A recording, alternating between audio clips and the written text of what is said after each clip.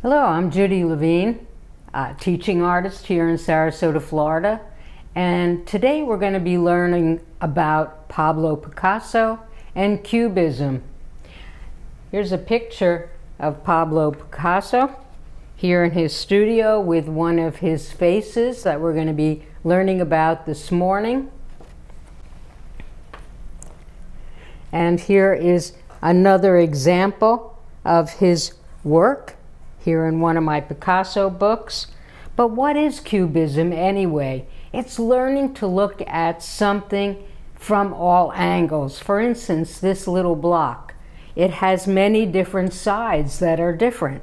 The end rectangle, the long, narrow front of the block, and the thin rectangular side of the block. So again, Cubism is looking at something from all different angles. What kinds of supplies do you need for this drawing project? Well, we need a piece of paper. You could use a black magic marker, a colored marker.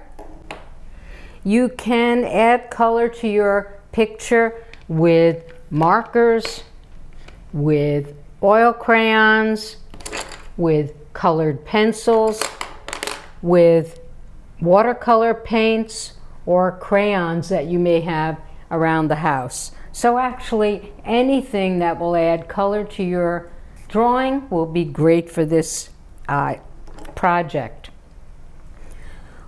When we're working on this Cubist project, we're going to start drawing just putting the letter Z. And for you, so you don't lose track of my letter Z, I'm going to make that letter Z in red. Because once I add the other features of the face, you may not see it. So here it is for you in red. We're going to begin by underneath the nose. This is the forehead and the nose. We're going to add a nostril. We're going to come down, add a mouth, chin, and neck. So this is going to be the profile view of our person.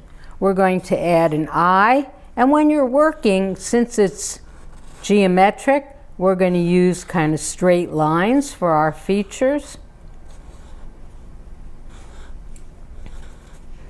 So this view, where you see someone from the side, is called a profile view.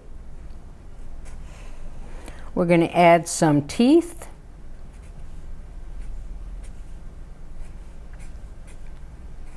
We're going to add some lips.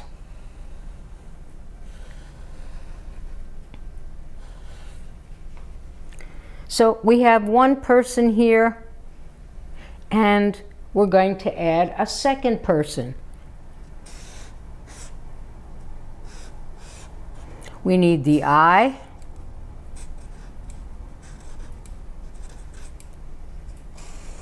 We're going to add the side of the mouth.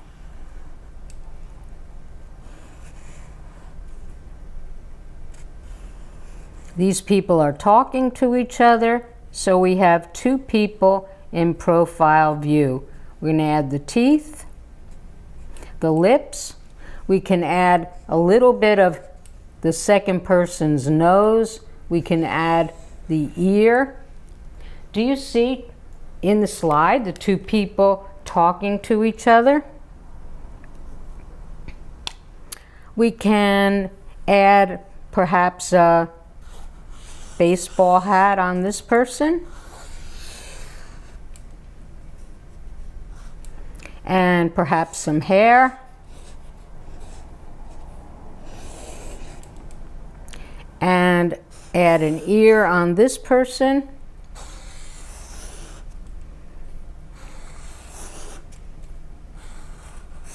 and some hair. There's our letter Z, the beginning part of this drawing. So right down from the letter Z, we added the mouth, we added the chin, we added the eye, an ear, some hair, and we put a second face, part looking straight at you and one mouth in a profile view or sideways view. This is a painting by Pablo Picasso. Do you see the second face looking forward and one face in profile view? Just like this drawing, starting again with the letter Z, adding the mouth and chin area, the eye, and then adding the second face looking straight at you. So there's two ways you can do this drawing. The second face can be in profile, two people talking to each other, or one person looking forward and the other person in profile view. This is an example, again, of two people talking to each other. And here, starting with the purple letter Z. You need to think about breaking up the face into different areas. You need an eye area, you need a chin area. So we're going to, it's almost like a puzzle where you're going to connect the dots. And you're going to connect them geometrically. And in that way, you're forming a cubist painting. You're looking at it in very different ways.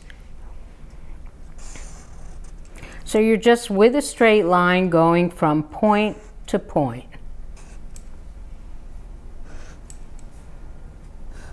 And what you're doing is giving yourself some spaces to fill in with your paint or with your markers or your crayons. So our face now is segmented into different areas. Use those straight lines so that it does look like a cube. So again, eye area, nose, mouth, chin, forehead, teeth, hair. Have fun with it. And this is one of my students' examples of cubist drawing. When you're thinking about coloring things in, you can use two different sections of color. Pablo Picasso used browns and warm blues, and then in the center section of this slide, he used white. You can set off the second face by using different color combinations. So maybe half of your face will be cool colors. All the colors of nature, like blue for water, and you know that blues come in many shades, or greens, dark and light and turquoise. So some of these areas can be filled in with those colors.